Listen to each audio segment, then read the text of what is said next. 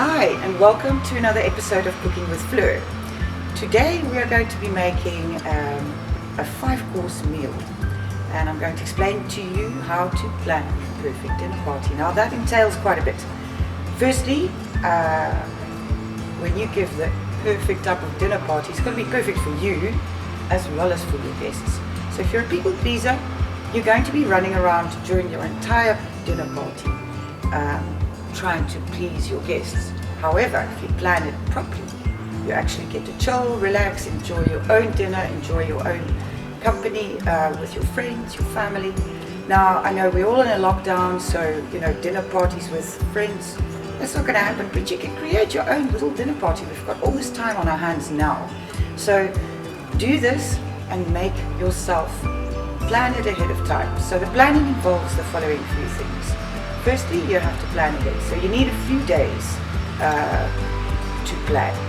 And what you need to plan is, first of all, how many people are you with? In my case, there's 3 of us. Not a very large amount of people, but the amount of people you have to decide on. Who are you inviting?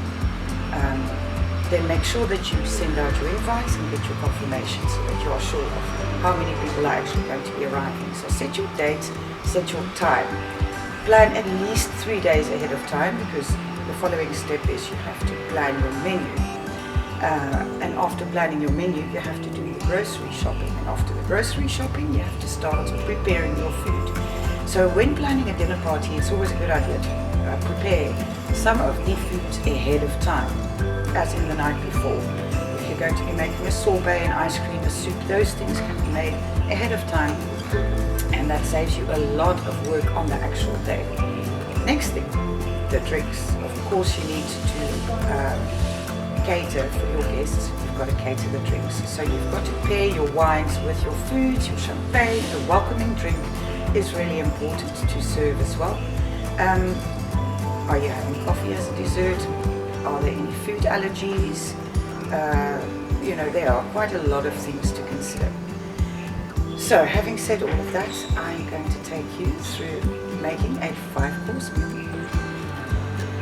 I'm going to surprise you next, so are you ready? I'm ready to start cooking. Please join me.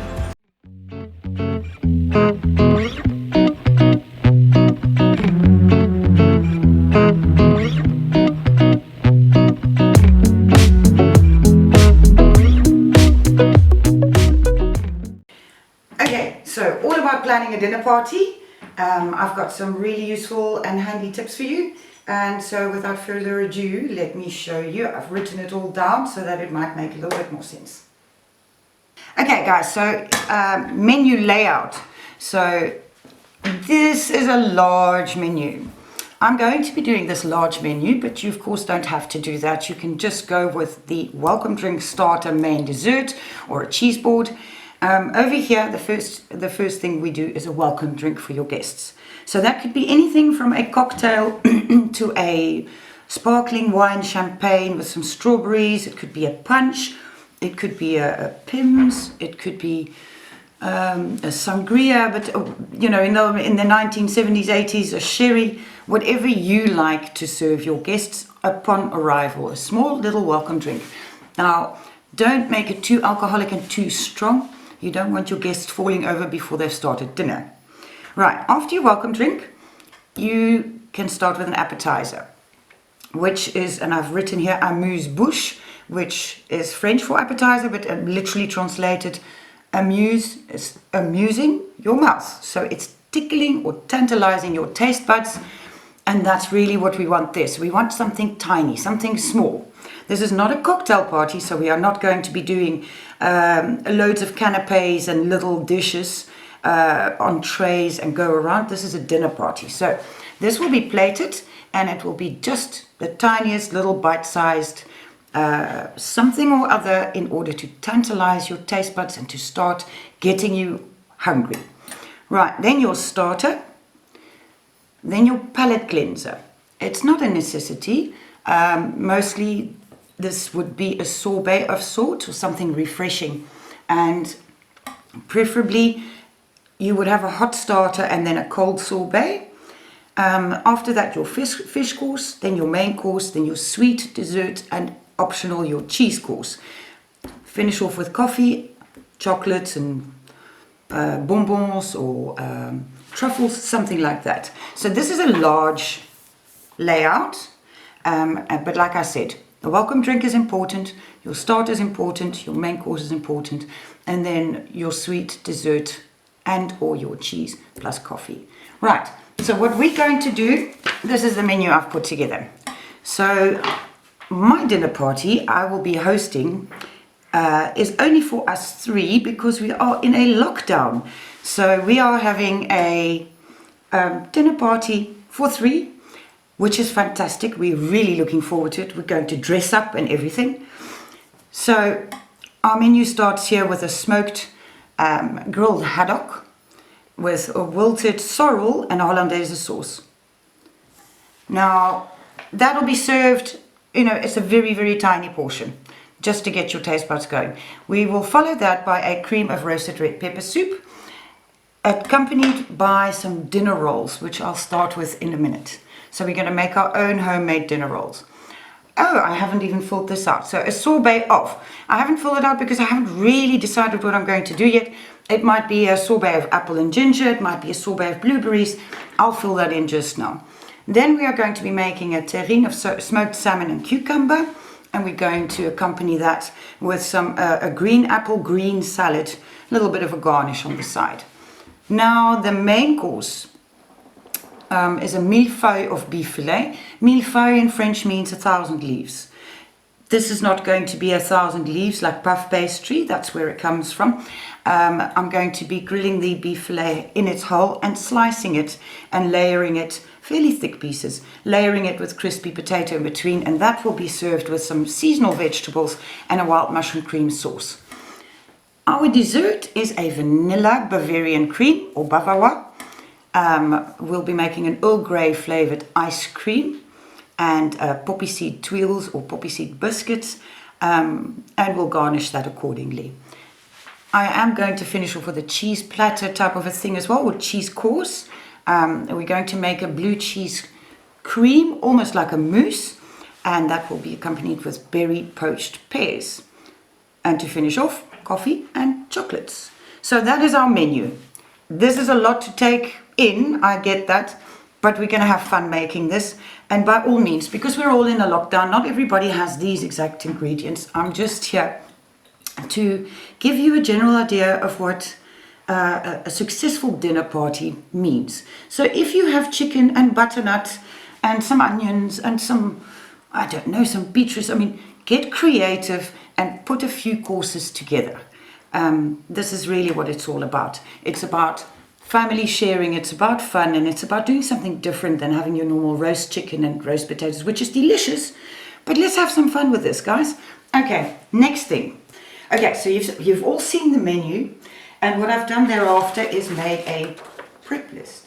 Now you don't have to look at this entire thing, but basically what I've done with that prep list is I've thought about my menu and I've looked at what takes the longest to make.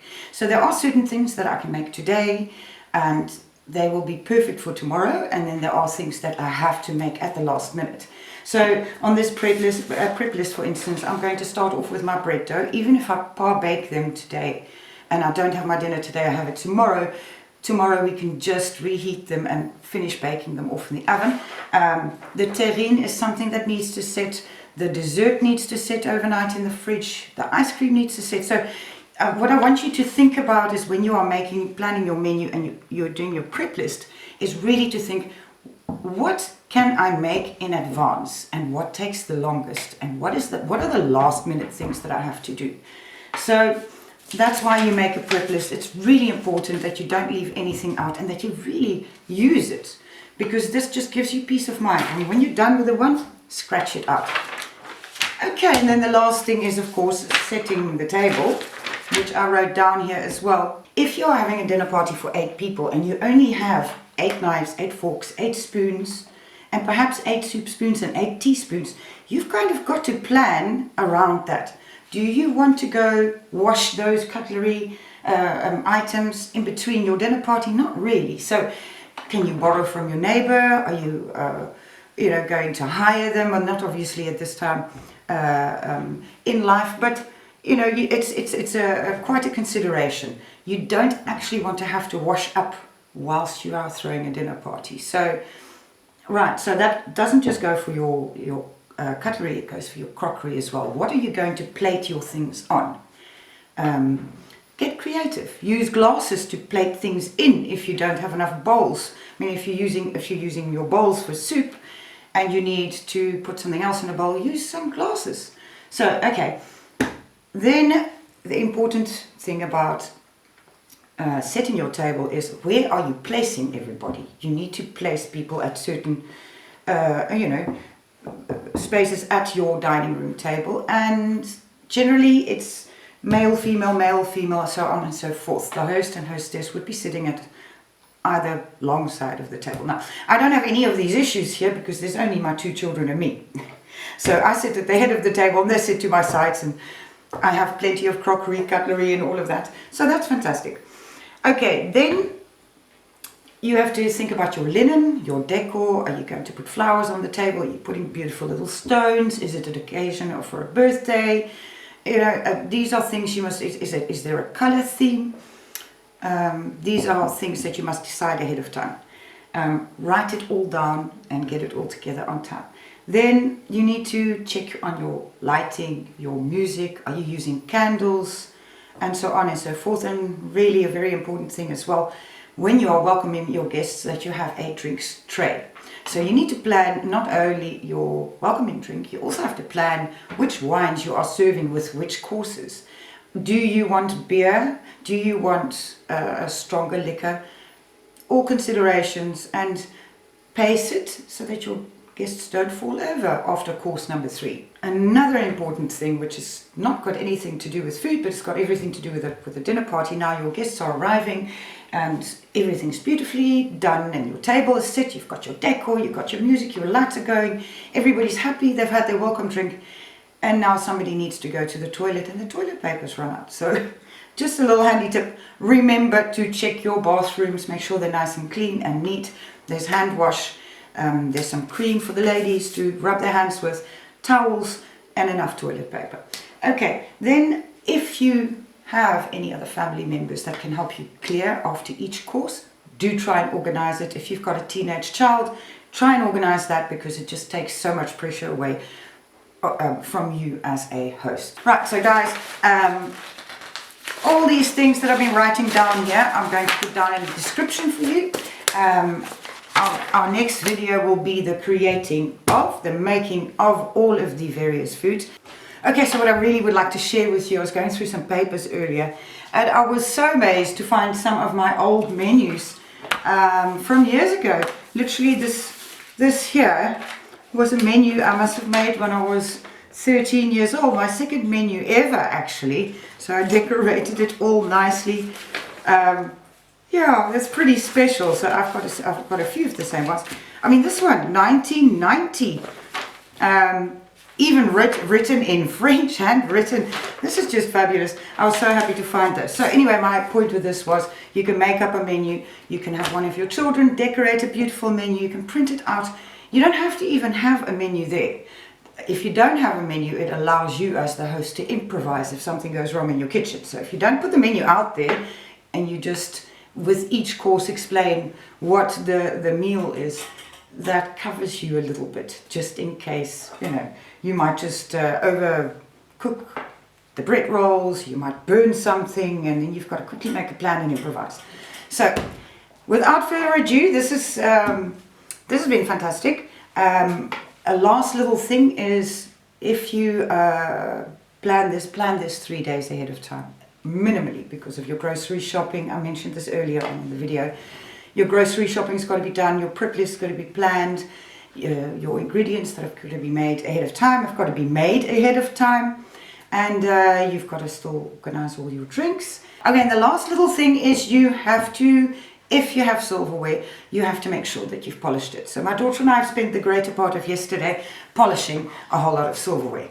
Very nice and beautifully shiny. So this is what we did yesterday. I've got some of these little vases. Stunning, stunning stuff. So that's important. this is the end of my little video today. I hope you subscribe. I hope you give us a like. And please tune in for our next video, because this is when we're really going to start getting cooking. Okay, bye.